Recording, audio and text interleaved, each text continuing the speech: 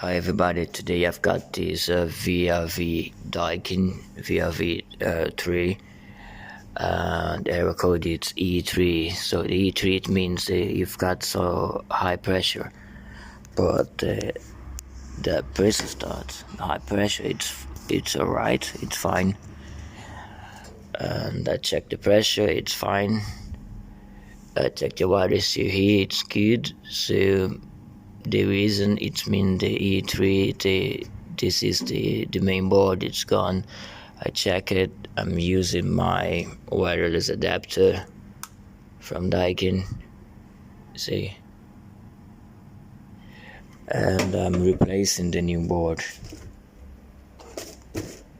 That's right, the E3, it's the main board, it's not the preset start. Okay, take care.